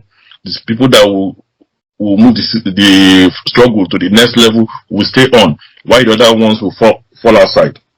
So, I believe, yes, it will appear as if there was so much indiscipline in the last 3 years. It will appear so. And it's also, it may be likely that that's the case, but there's a reason for it. The reason I can think, the reason that I can say that, how will I put it now? From my own thinking, what could explain that would be that IPOB witnessed a large influx of infiltration, in the year building up to Mazi Nnamdi Kanu kidnap. And as I said, if people infiltrate any organization, they are not infiltrating it to come and make it better. They are infiltrating it to come and sabotage it, to come and cause problem there. And that is why they infiltrated. So the organization was massively infiltrated. So that kind of heightened the level of perceived indiscipline. But unknown to our adversaries, the system has been designed in such a way that it will weed those people out. And thank God that the leadership of this organization were, they are top notch, and they know what they are doing. Their eyes was on the ball, and they were able to curtail the damage that could have been done by those bunch of infiltrators that brought in indiscipline into the movement. So the system has weeded them out. It's possible that some of them are still hiding here and there, but I know with time, with the way we are designed, they also will be weed off, and IPOB will continue to move on to the next phase. And I think that's why Nnamdi Kanu can post that IPOB is indestructible, because the system has been, put in the motion that it can self-regulate itself and make sure that only people that are disciplined continue to move on in the movement. Maybe at this point, I would want to particularly address, certain kind of certain group in the IPOB media that beginning to show sign of indiscipline, which is not going to augur well for them specifically, and of course, it might cause a bit of a issue here and there, but IPOB will always overcome that as they overcome many things. You see, we're beginning to see in our media, some group of people that are beginning to feel that they are more important than the rest of us, which should not be the case. As we say in Igbo land, we are not coming here to fight for who is bigger than or richer than the other person, or who has contributed most to the organization. As far as I'm concerned, the only people that have done the most for IPOB is none of us that are here today. The people that have done most for IPOB are our comrades that have paid the supreme price. Our comrades that have laid down their life for the organization. Those are the only people I can say have done the most. All of us are just we shouldn't pat ourselves on the back until the job is done, which is restoration of Biafra. Then we can say yes, we've done it. So what I'm trying to tell this particular group of people is that they should respect the leadership. If they have any issue with leadership, they should resolve it through the internal structure. That is what I said at the beginning of earlier on, that everybody should be conversant with the internal structure, with uniqueness of IPOB, how we function, our practices and way to do things. You can't come to the media, your platform, and start criticizing openly the leadership, and you say you're trying to ask them questions or trying to advise them. That is not the way to advise leadership. I can't go on Facebook and start criticizing the organization where I work. I will get the sack letter the next day. So nobody should do that. We all know what is right. There's a hierarchy here. If you want to advise the leadership, you go through the internal structure. You can go through your coordinator, national coordinator, and the rest of it. If you feel that you have been aggrieved in any way or the other, the internal structures of addressing those things, and you can also escalate it to the highest level, which is the committee of Tony's Rumike. You know, there are so many ways the IPOB has been structured that you can always get a redress effectively within the system, rather than coming out to be having like washing the dirty linen in the public or causing unnecessary trouble. You know, you see, Right. Nobody said you cannot complain, but you should complain through the normal channel. You understand what I'm saying? So I'm just trying to make this opportunity to talk to our media people that are causing problem, to please let them maintain discipline in that department. Media is one of the pillars of IPOB, and is a very important part of what we are doing. And we cannot afford indiscipline into creep into our media group. Is so important. Thank you, Mazi. Thank you, Machineke. Mazi Majago, this particular reference that Dr. has drawn brings me back to the question I asked you earlier on, which you parried like a very good goalkeeper and sent it over the bar. I want to return to it, but in a different way. Dr. has highlighted insubordination, which is a hallmark of indiscipline by a certain set of people, individuals. We know that only last week, the leadership, through a press release, mentioned people. I don't want to give anybody the glory of repeating that mention. It's all out there in the public space and in a memo and press statement, who parade themselves as spokespersons of IPOB just because they happen to be in one social media platform or another, talking to Biafrans, preaching the same mission we are preaching, but not practicing what they preach. I want to drive it home to what you were trying to explain earlier on, Mazuma Jago. Not just insubordination, but also undermining, where some people, members, family members, even principal officers think that because they have access to leadership, like you said, they can just jump the hierarchy and start doing whatever they like. People have even gone to the level of blackmailing, telling malicious lies, and fabricating falsehood against fellow comrades or even principal officers just because they lack discipline. And they also see that in this current environment, being law-abiding is no longer a yardstick. I want to throw it back to you, Mazi, because we have to be, as we say, whiter than white and whiter than snow. And on Radio Biafra is where we preach the gospel of truth. We are not here to mince words or express some sanctimonious pacification so that people can be happy with what we say. Truth is bitter.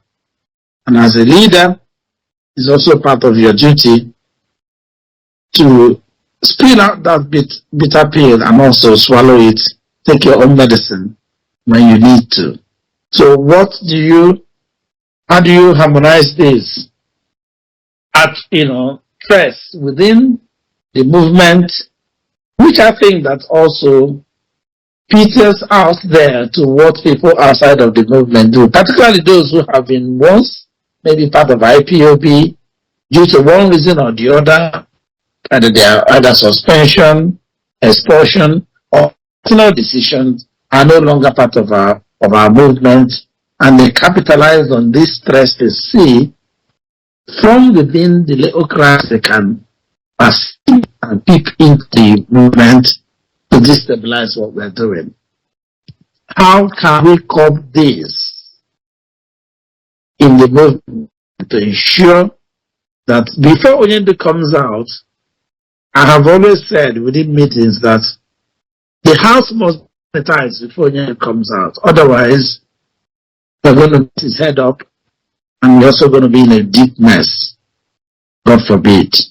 So now, as a leader in this great movement, how do we curb this swine evil of insubordination and undermining another threats that clearly are characteristics of indiscipline? Okay, thank you very much. Let me start with the first question, the difference between when Nandekan was outside and now that is in. I think IPOB have done very marvelously by standing firm. When Nandekan was outside, we were strong, and when he is inside, we are even stronger. Because if we are not stronger, there will be no place for him to stand upon to defend himself where he finds himself. So both sides did well, even though that so many people left, but the hardcore will remain, and the more hardcore will keep on coming. Let me go into the insubordination issue. The insubordination issue, let me start from when I was in London, Forest Gate. So many things happened, which MFO was there then, and because some people feel that they are very close to MFO and Nandekano, they started to undermine the then national coordinator. And from there, a lot of things went wrong. People tell lies just to be able to get some particular position they are looking for. But the moment they were removed from that very position, they are no more. They are nowhere to be found anymore. So it means that because they are looking for something, there are something that they are searching for, a position they are looking for. They can fall on the floor. They will do everything to show that they are hardcore. But today they are nowhere to be found. So those kind of character is what put us in so many situations, that very tight situation, and we must at all costs make sure that it doesn't happen. For example, since they made me regional coordinator, I've never spoken to European rep. And I told him to, because I will not jump my national coordinator to do anything or to talk to European rep. And that is what is expected from each and every one of us at every level. So, if anybody, for example, is looking at needed a supporting letter, he goes through the coordinator of the zone.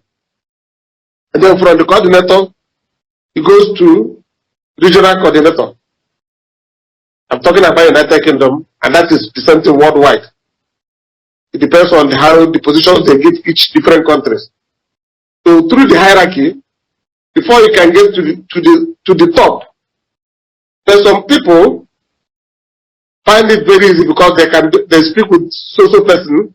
For that reason, they have to jump the set standard for IPOB and start going the other way, gossiping and doing other things that are not expected of them. Knowing fully well that what they are doing is indiscipline. They are going against the code of conduct. For us to continue to stand strong, we must distance ourselves from doing such a thing. So, insubordination comes in different ways. Insubordination can come that your superior officer asks you, mate, please, I want this thing. I need this information from you as a secretary. And you said okay. And you never do that. I remind you again, you never do that. Then, as a finance officer, as somebody call you say, I need this information and you say, no, I'm not going to give it to you because I have not had you have no right to ask me such information. But the person never asks you to give you money. You need information about a particular person. As your superior officer, you're supposed to respond and give the person that thing. Even if you're not happy about it, you can complain later. So insubordination comes in different ways too.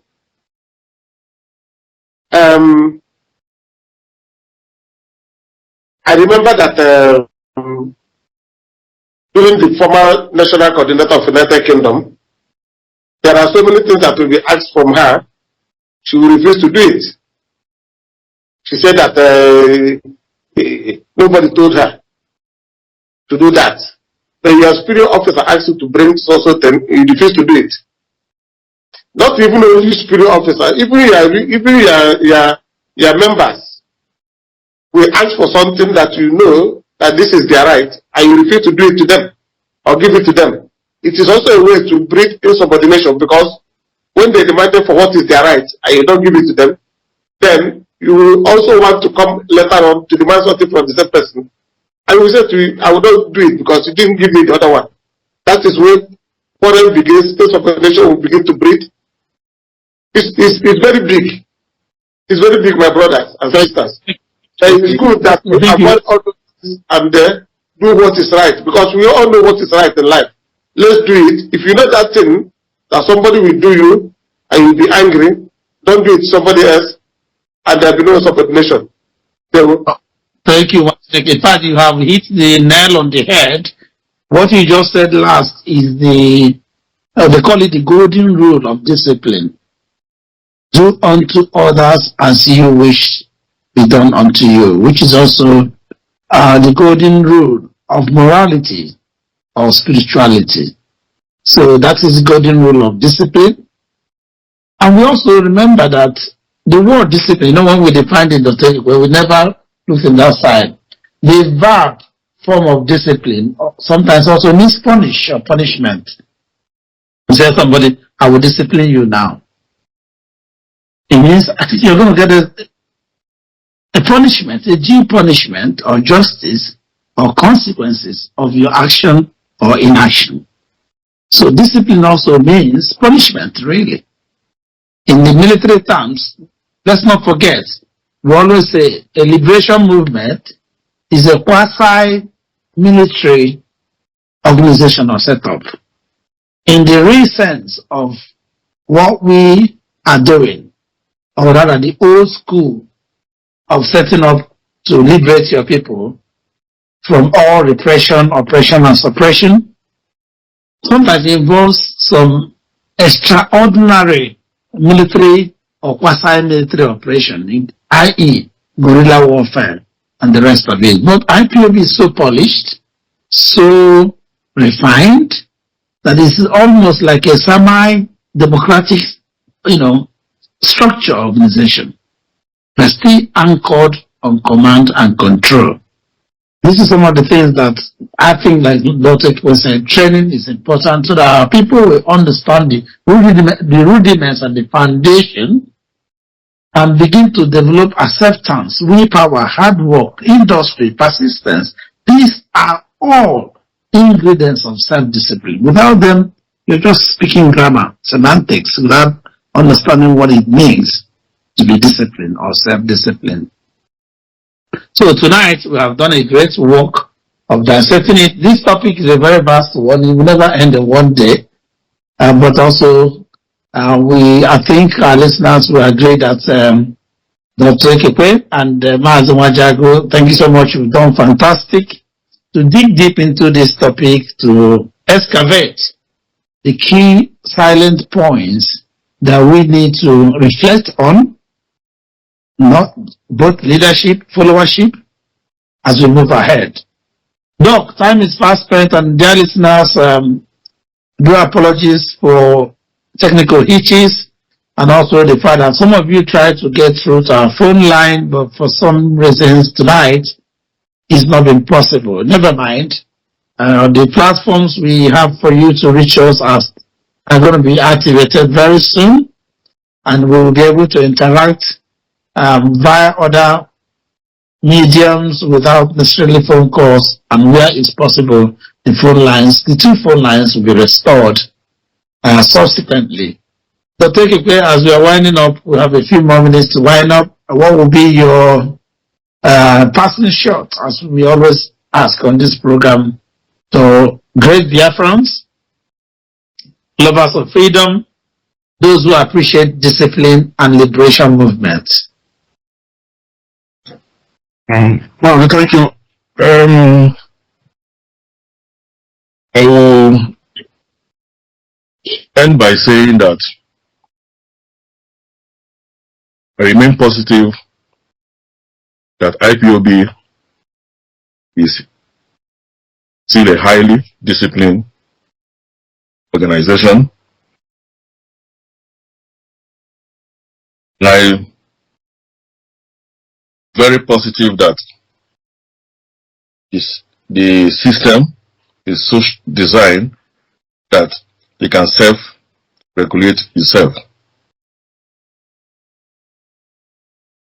We must all hold ourselves to account, and the account we must hold ourselves to is, as every IPOB member, both ordinary member and the principal officers at any level, will need at interval to reflect, do a self-reflection on the oath of allegiance is very important, and also go through and reflect on the code of conduct, because I've gone through that code of conduct several times, and I think if we all know our code of conduct, we won't have much problem in IPOB, especially if we are committed, if we are not really wanting to go against our goal, which is to restore Biafra as a sovereign nation. We know that in any group, in any family, even our immediate family, we can all agree at all times. You know, if we are together, you know, we always have some small squabble here and there. But if we stick to the letter and spirit of the code of conduct and our oath of allegiance, we will be able to resolve those issues without any problem. Look, for example, the code of conduct somewhere said that, I think in general rules, that IPOB family members should show love and care for each other. So if we invite that alone, you will see that we will be able to, you know, to coexist together and be able to function together as one, knowing that we have a common goal we are pursuing. So everything in the code of conduct has been laid out, how things should be done, the hierarchy, you know, how to address internal problem. At what point you need to, you know, if you can only, for example, you may have to break the hierarchy. The only time you have to go above your next officer is if you actually have a complaint against that particular officer. All these things have been laid out in the code of conduct. So if we really reflect on the code of conduct and we understand the code of conduct and we imbibe the letter and the spirit of those code of conduct and know that we're under oath in what we are doing, and we maintain self-discipline and you know, believe in the sole task of why we are here, which is to restore Biafra as a sovereign nation. If we are committed to that, you know, I don't think we'll have problem going forward. As I said, I thank every IPOB member worldwide, because largely I see the commitment, the dedication, the discipline in them. And for those who have not measured up to that, you know, you still have opportunity to do so. And of course, I also call on the leadership of this movement at every level to also make sure that members are trained and retrained and encouraged in every way possible to make sure that indiscipline not even an iota of it is allowed to creep in into this our movement, so that we will succeed in our sole goal of restoring Biafra as a sovereign nation, which is what we are under oath and committed to do. Thank you, Muchineke, and may God bless you all. Thank you, Dr. Ekekwe. Mazumajago, I would like to get your passing shot, but before then, let me thank you for your zone and also the region. You just come out of your monthly zonal meeting, I believe for the month of March, which makes it consistently 3 months on the bounce this year. Remember, 2025, we have not deviated. It's our year of positive transformation. With discipline, we must improve. We must transform. We must do things better. We cannot continue to do the same old thing and expect a different result or outcome. That would be hypocrisy. That would be indiscipline.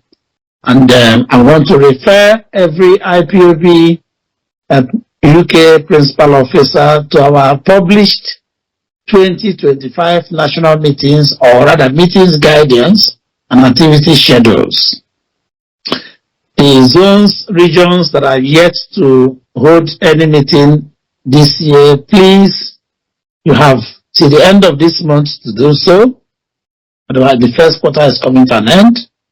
That also reminds me that our ESN quarterly fundraising, zonal fundraising, the first quarter conclusion is end of this month. I also thank Nottingham for having their zonal meeting today as well. And all the other zones, please, when you do have your meetings, part of the positive transformation this year is not done in secrecy without the knowledge of your regional coordinator, who will make sure that the national coordinator is aware of your meeting. At the end of your meeting, you have 72 hours to produce minutes, even a page of it, whatever the outcome of the meeting was, send to your regional coordinator, who will receive it and also forward it to the national coordinator. We've discussed all this back end of last year. This January, we've reinforced them. It's part of training. Training does not have to involve you going into a conference center or having an online e-learning session. No. Meeting is training. Interaction we're having is training. This program is training. But then all the instruction information that come out from all these activities and programs are meant to be adhered to, followed judiciously. Otherwise, it's indiscipline. And tonight, as we have defined, indiscipline must incur penalty at some point. The government of the United Kingdom will not allow you to do whatever you like. Get your car on the road and commit traffic offense. You don't even get any leeway, let alone liberation movement. So we must buckle up this year. And end of March marks the end of the first quarter. Indiscipline will be flushed out. Mazumajago, please, what will be your passing shot? Okay, thank you, my fellow comrades, fellow fighters. I bring you greeting from the United Kingdom, from northwest of England. I thank you for listening to us. And before I will hang up my microphone, I want to remind us that discipline is the key. It reminds me about one coach when I was back home, Chris Udemezwe of the blessed memory, when they were preparing for World Cup. One of the, I will not call his name, but one of the most important players that very team got shot because of indiscipline. How was that? You have to break the camp and went out of the camp. So the same way, we are encouraging each other to desist from being indisciplined. And the movement is almost getting to the final touch line of our journey. The woodpecker said, And it is out of determination and discipline, self-discipline, that made him to be able to cut an Iroko tree. That is tiny mouth. The same way, I ask us to remain disciplined and remember that our children and children, our homeland, are waiting for us. The land of milk and honey. I want to give one example. What happened to me during the walk? Somebody asked me where I come from. I told him, and after explaining everything to him, he says, "So in your country, actually, you're supposed to be like Dubai or better than Dubai." I said, "Yes, with the vast resources we have, we should have been better than Dubai." And he said, "And you are here picking 5p, 10 pounds, struggling." He was very so bad. He encouraged us. He's a British citizen. He said, "I encourage you guys to make sure you get your country back. And what their government is doing all over the world is evil." Having known this, it will strengthen us to do what is right under discipline. All hail Biafra. Biafra, we heard you. Machineke. Thank you very much. Without discipline, we are nothing. Oyindu Mazen Nandekano quote.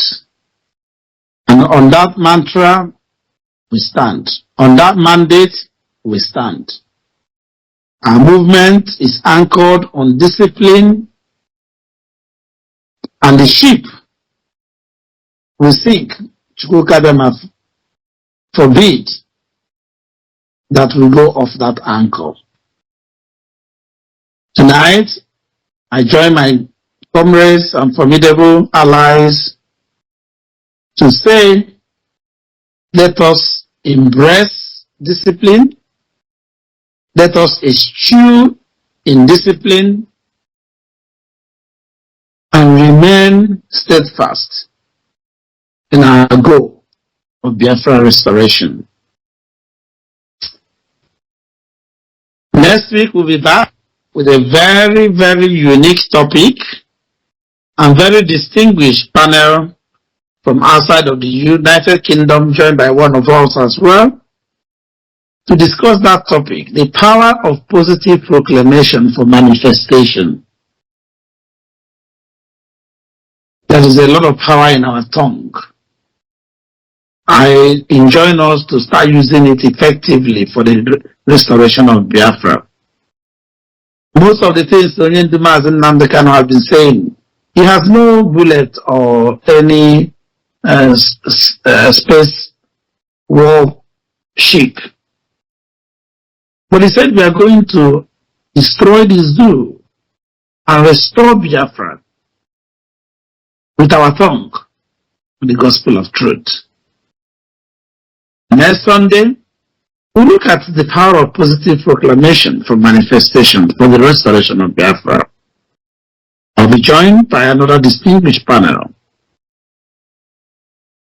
Also this week, we were shocked with news of death of family members here in the UK.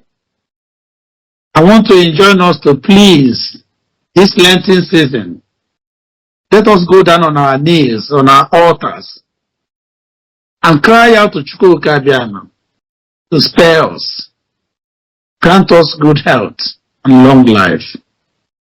Last year was very trying, very difficult for us here in the UK. We buried quite a lot of our own people. This year we're only in the 3rd month. And it's like it's going to start again. But I put my hand on this earth and raise it up to Chukwuka Abiyama to scream, "O earth and heavens where Elohim reside." Ọzọ emezina anyị nke ọjọọ mere eme kpụrụ ekete. I want you to join me. This is not about religion, this is about spirituality. This season, to plead with Chukwuka Abiyama to hear us, to heal us, and to help us. This coming Thursday and Friday, the remains of my beloved brother and friend, also a family member here in the Leicester zone, Chief Philip Nduvisinleme, will be committed to Mother Earth. It's a very emotional period for me. For the past 6 weeks, I'm going through hell. But I know the hands of Chukwuka is upon not just me, but all of us. And we pray that He will grant His soul eternal repose in His paradise. Also to remind us that the first Italy get together and AGM is around the corner. Those of us who are committed to being part of it, I encourage you and I salute your courage at the same time to remind you and enjoin you to ensure that you make that trip. It will be very good to have a good representation of the IPOB UK family. By the special grace of Chukwuka, will be there, representing the cabinet and all of us, but I still want a lot of us who can make it, especially those of us who originally came from the home country. Our First Lady, Lord Luche Chukwuka, will be there. She is Mother of the Day. So it will be good for us to be there also and show her some love. And don't forget that they say one good turn deserves another. First week of July this year, we'll be holding our own AGM, which is also European Evangelism. I'm sure that our Congress, especially the Airborne National Coordinator in Italy, Mazi Keke Ukoda, and his team will also stop the UK. So let us be getting ready for Europe to be on revival fire this year. And by the special grace of Chukwuka Biama, this year, 2025, will not pass without us achieving a landmark success in our quest for Biafra restoration.